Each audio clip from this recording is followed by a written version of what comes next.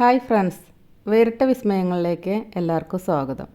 അപ്പോൾ ഇന്നത്തെ നമ്മുടെ വീഡിയോയിൽ കാണിക്കുന്നത് പാൽക്കൂണിൻ്റെ ഒരു ബെഡ് തയ്യാറാക്കലാണ്.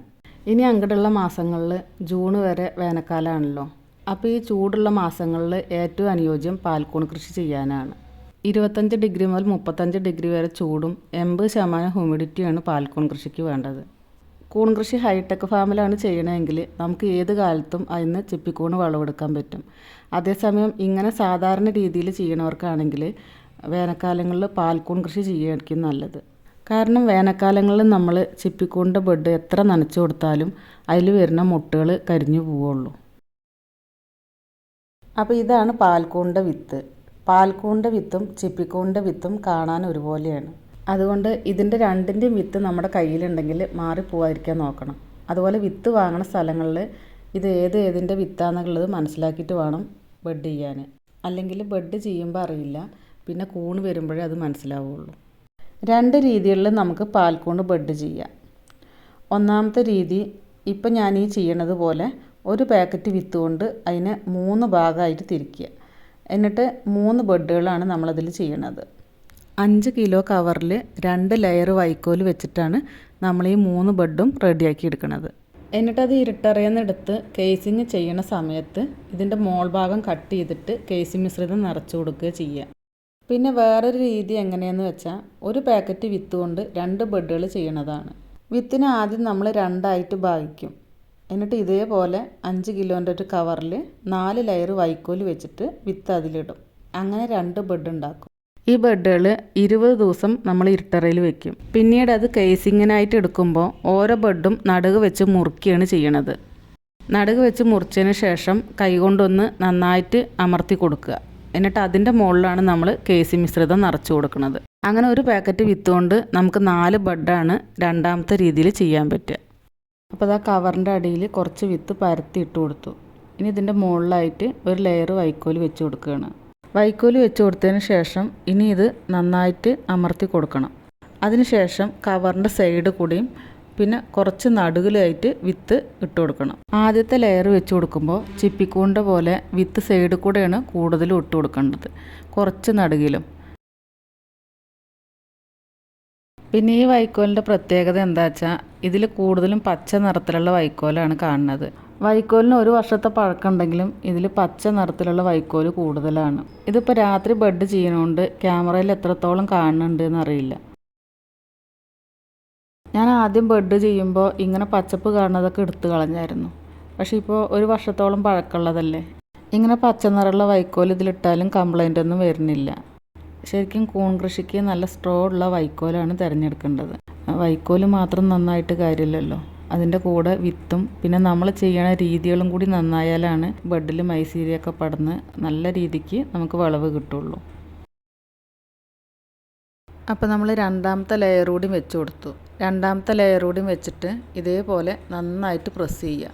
എന്നിട്ട് ഒരേപോലെ മോൾവശം ഇങ്ങനെ പരന്നിരിക്കുക തന്നെയാണ് വേണ്ടത്. കാരണം അതിൻ്റെ മുകളിൽ നമ്മൾ കേസിങ്ങിന് മണ്ണിട്ട് കൊടുക്കുമ്പോൾ ഇങ്ങനെ വൈക്കോല് ഒരേപോലെ പരന്നിരിക്കുകയാണ് വേണ്ടത്. അപ്പോൾ ഏറ്റവും മുകൾ ഭാഗത്ത് നടുവിലായിട്ടാണ് കൂടുതൽ വിത്തിട്ട് കൊടുക്കേണ്ടത്. ബെഡിൻ്റെ നടുവിലായിട്ട് കൂടുതൽ വിത്തും പിന്നെ കുറച്ച് സൈഡിലൂടെ ഇട്ട് കൊടുക്കണം. അങ്ങനെ സൈഡിലൂടെയും വിത്തിട്ട് കൊടുത്താലാണ് പെട്ടെന്ന് ബെഡിൽ മൈസീരിയം പടർന്നിട്ട് നല്ല വെള്ള കളറായിട്ട് വരുള്ളൂ.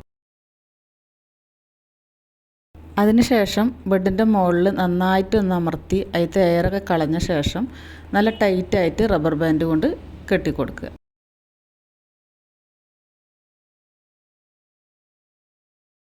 പിന്നെ നമ്മളിതിൽ എയർ സർക്കുലേഷൻ നടക്കാൻ വേണ്ടിയിട്ട് ഹോളിട്ട് കൊടുക്കണം. അപ്പം ഞാനൊരു ചാക്ക് സൂചി കൊണ്ട് 2.5 ഇഞ്ച് അകലത്തിൽ ഹോളിട്ട് കൊടുക്കുകയാണ്. ബെഡിൻ്റെ മുകൾ ഭാഗത്തും സൈഡിലൂടെയും അതുപോലെ അടിഭാഗത്തും നമ്മളിങ്ങനെ ഹോളിട്ട് കൊടുക്കണം.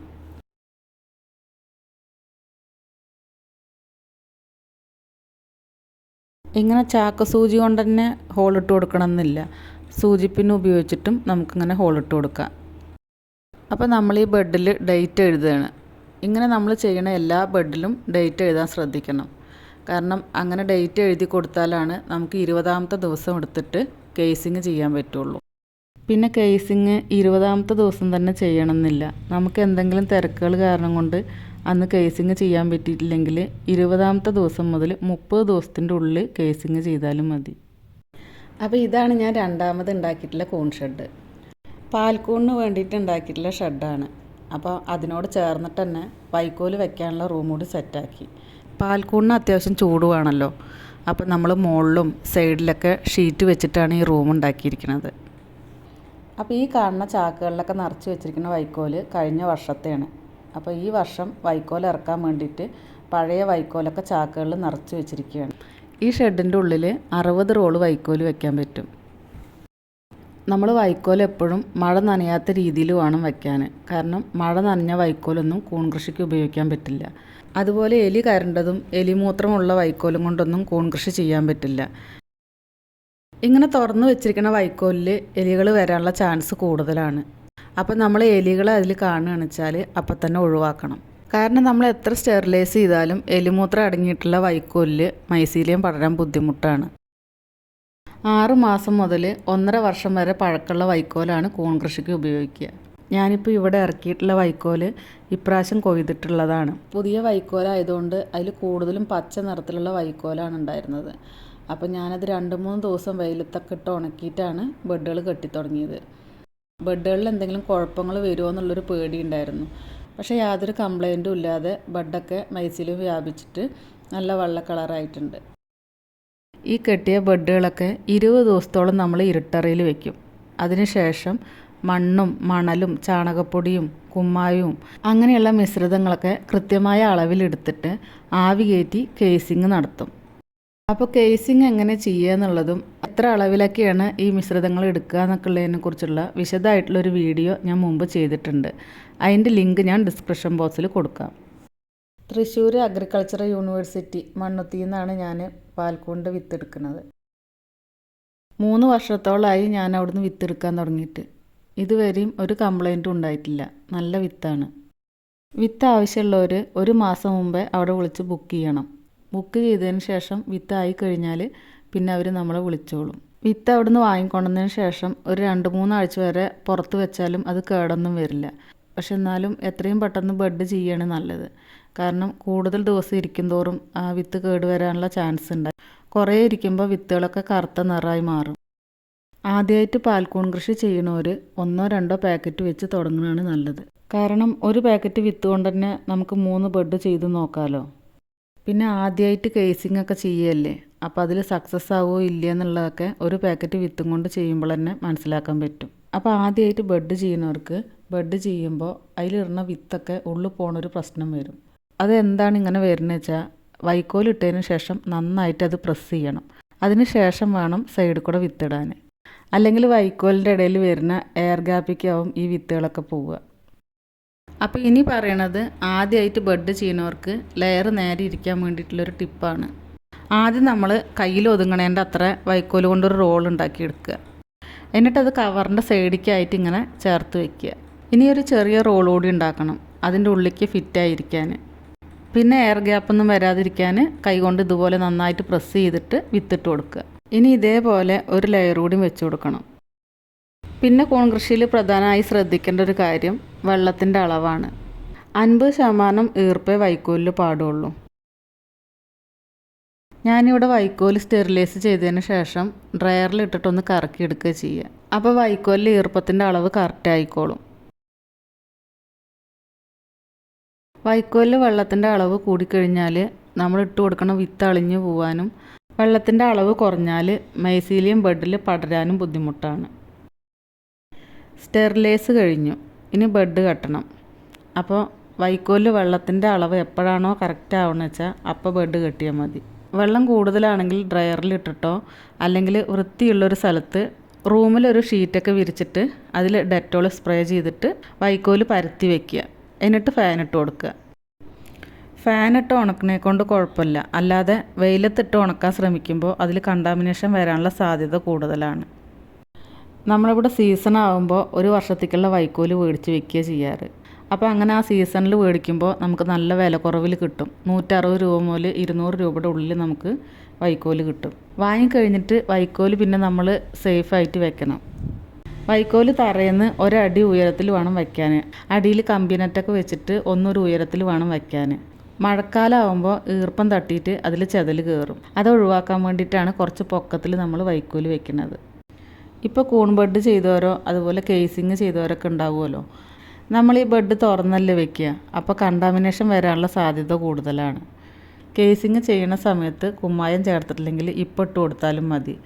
അതിൻ്റെ മുകളിലായിട്ട് കുറേശ്ശെ വെതറി കൊടുത്താൽ മതി. അങ്ങനെ കുമ്മായം ഇടുമ്പോൾ ചെറിയ പ്രാണികളൊക്കെ ഒഴിവാക്കാം. അതുപോലെ പാൽക്കൂണിന് അധികം നനവിൻ്റെ ആവശ്യമില്ല. അതിൻ്റെ മുകളിലത്തെ മണ്ണ് നനയാനുള്ള അത്ര നനച്ചു കൊടുത്താൽ മതി. രാവിലെയും വൈകുന്നേരമായിട്ട് 2 നേരം സ്പ്രേ ചെയ്താൽ മതി. നനയ്ക്കാൻ തുടങ്ങുന്ന മുതൽ 2 ആഴ്ച കഴിഞ്ഞാൽ അതിൽ ആദ്യത്തെ വളവ് വരും. ആദ്യത്തെ വളവ് കഴിഞ്ഞ് വീണ്ടും ഒരു 2 ആഴ്ച കഴിയുമ്പോൾ രണ്ടാമത്തെ വളവ്.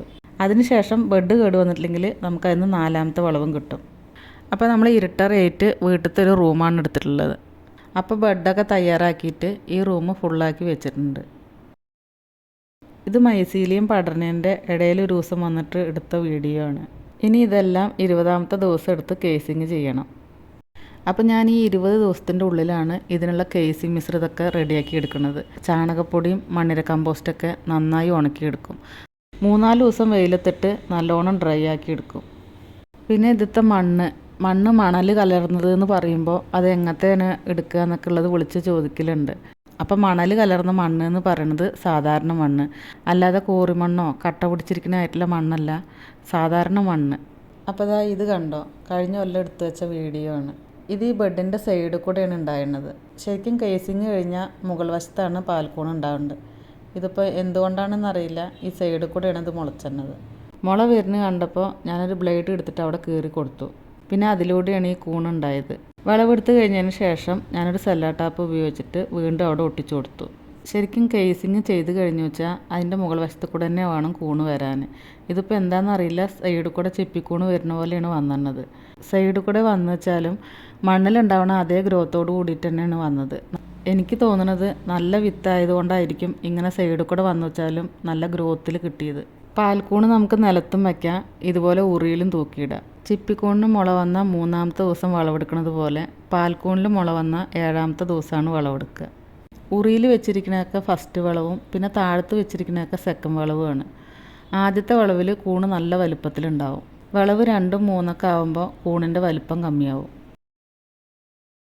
നമ്മുടെ ഓർഡറുകൾക്ക് അനുസരിച്ചിട്ട് ഈ ഒരു ചൂടുള്ള സമയത്ത് തന്നെയാണ് മണ്ണുത്തിയിൽ വിത്ത് ഉണ്ടാക്കുക. വിത്ത് വേണ്ടവർക്ക് നമ്പർ ഞാൻ താഴെ കൊടുത്തിട്ടുണ്ട്. നമ്മൾ അവിടെ പോയിട്ട് തന്നെ കളക്ട് ചെയ്യണം. അപ്പോൾ ഈ വീഡിയോയിൽ കൂൺ ബെഡ് ചെയ്യണത് മാത്രമേ കാണിച്ചിട്ടുള്ളൂ. അടുത്ത വീഡിയോയിൽ കേസിങ്ങും വിളവെടുപ്പുമായിട്ട് കാണാം. വീഡിയോ എല്ലാവർക്കും ഇഷ്ടമായി എന്ന് കരുതുന്നു. വീഡിയോ ഇഷ്ടമായാൽ ലൈക്ക് ചെയ്യാനും സബ്സ്ക്രൈബ് ചെയ്യാത്തവരാണെങ്കിൽ സബ്സ്ക്രൈബ് ചെയ്യാനും മറക്കരുത്.